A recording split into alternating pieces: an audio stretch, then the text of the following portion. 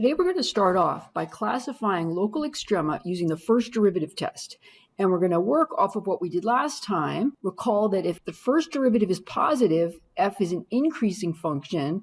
And if the first derivative is negative, f is a decreasing function. So we can use that to find local maxes and local mins. So here's the first derivative test in pictures. If c is a critical number for f, and the first derivative number line around c goes from a minus to a plus, then the function is decreasing and then it's increasing so that at c, f of c, you have a local minimum. If f prime goes from positive to negative, then the function's increasing and then decreasing.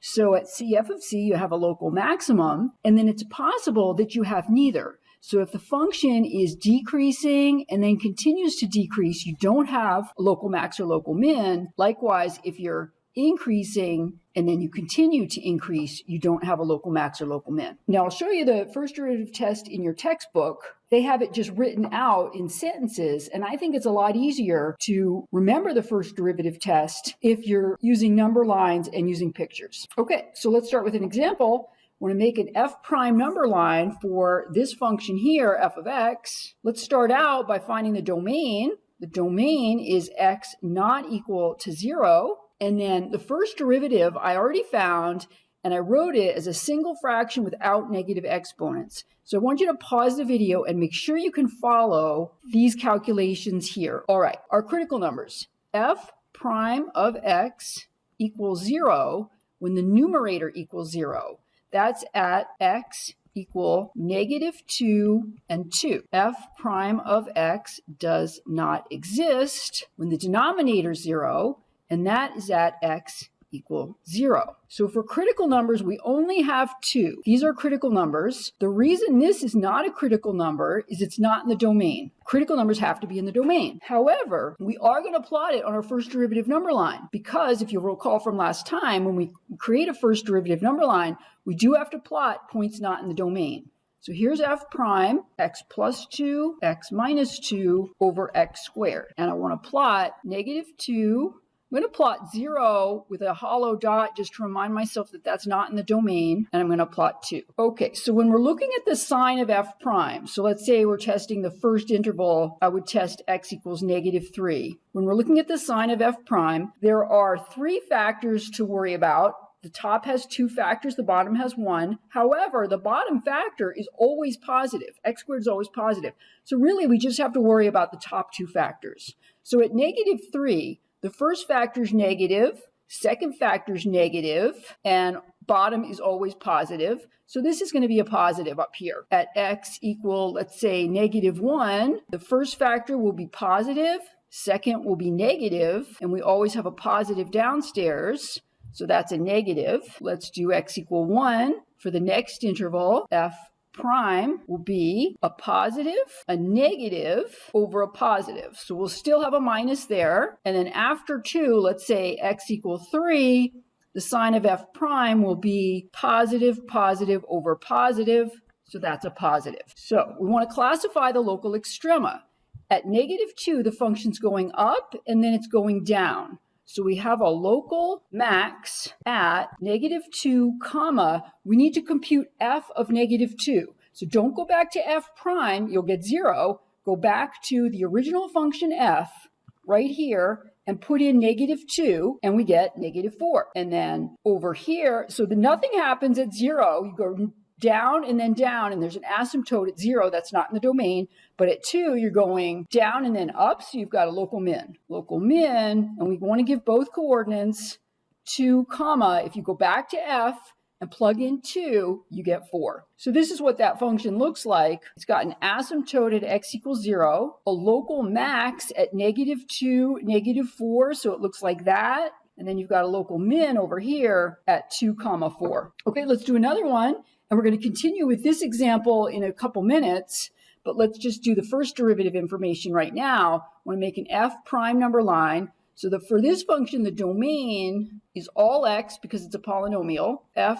prime of x is 3x squared plus 12x.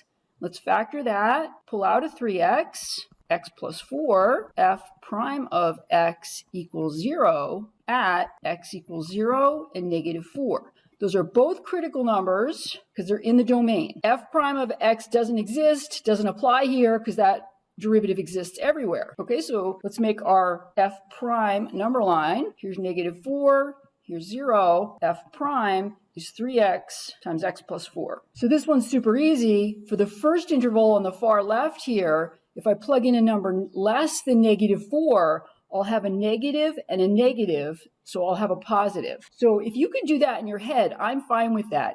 You can go down here and write when x is negative 5, show me your test number, and do the calculation of the sign of f prime. F prime would be a negative times a negative, all right? So you can do that, or you can just do it in your head. I happen to do it in my head. So for the next interval in my head, I'd be saying, okay, x equals maybe negative 1, and then I'd go over here and look at f prime, and I'd say, all right, so I have a negative times a positive, so I have a negative here. And then for the last interval, let's say x is equal to 1, positive, positive, positive. So I've got a local max here, a local min there. Local max at negative 4, comma, and then f of negative 4, you've got to compute up here. And I did that, and I got 34. I've got a local min at 0, comma.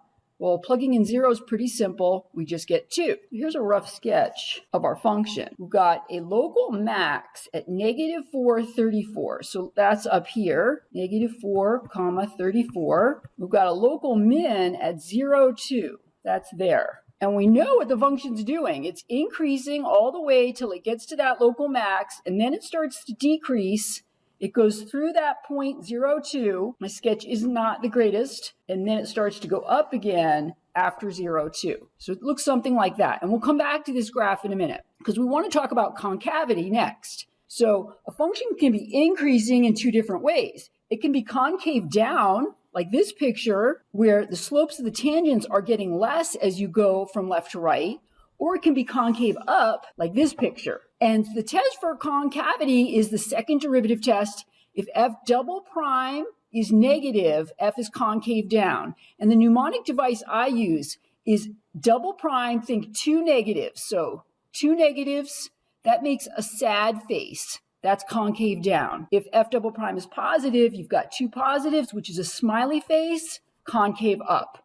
I know it's silly, but you'll never forget it. An inflection point is just a point on the graph where the graph changes concavity. So in this example here, this would be an inflection point. If we graphed a f double prime number line, this is concave up to the left, so it would be positive, and then it's concave down, so f double prime would go like that. If we did an f double prime number line for this guy, we'd have concave down and then concave down, so there would be no inflection point. And then this guy, it's concave down, so a negative here, concave up, positive there, but this point is not in the domain. So when we make our f double prime number line, the points we have to plot, just like f prime number lines, we plot the numbers not in the domain and numbers where f double prime is 0 or f double prime does not exist. We don't call those critical numbers, but they are similar to critical numbers. All right, so let's continue with our example. This is from the other page.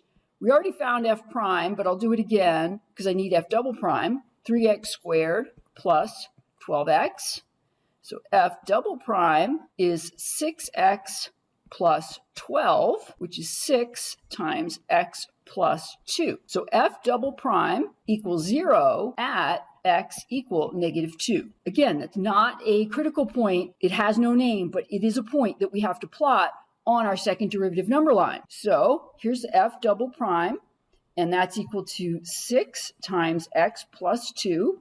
And the only point I have to plot is negative 2. And then I look at the sign of f double prime on either side of negative 2. On the left, the sign is negative, and on the right, it's positive. So I have an inflection point at negative 2, comma. Again, you have to go back to the original function to get the y value. And if you do that, you'll get 18. So we've got an inflection point there. F is concave down on negative infinity to negative 2, and it's concave up on negative 2 to infinity. So if we go back to our picture, let's make sure that our graph agrees with that. Sure enough, here's my inflection point, negative 2, 18. The graph is concave down till I get there, and then it switches to concave up. I want to finish with a summary of what the signs of each of the derivatives implies about the graph. So let's take a look at this graph of f of x here and fill in the chart over here. At point A, the y value is negative. Y prime, positive or negative? It's positive because the slope at A is positive. The slope of the tangent is y prime. Y double prime is concavity. The function is concave up at A, so that's also positive. Now at B, y is positive, y prime is still positive. We have a positive slope of the tangent, and y double prime is 0 because at B we have an inflection point. It's going from concave up over here to concave down over here. And finally at C, y is positive, y prime is 0 because there's a horizontal tangent, and y double prime is negative because the graph is concave down. And then here are a few more questions. For the same graph, only over the interval from 0 to 4, on what intervals is f prime negative? Well, that's where is f decreasing. So we look and we say, okay, it's decreasing from 0 to 1, and then again from 3 to 4. Where's f double prime negative? That's asking in terms of the graph, where is f concave down? Well, that's on 2 to 4. And then where is f increasing and concave up? So it's concave up on 0 to 2, but it's only increasing in concave up on 1 to 2. And finally, where's f decreasing and concave down? So again, it's concave down from 2 to 4, but it's only decreasing and concave down from 3 to 4. Okay, and that is the end of this section.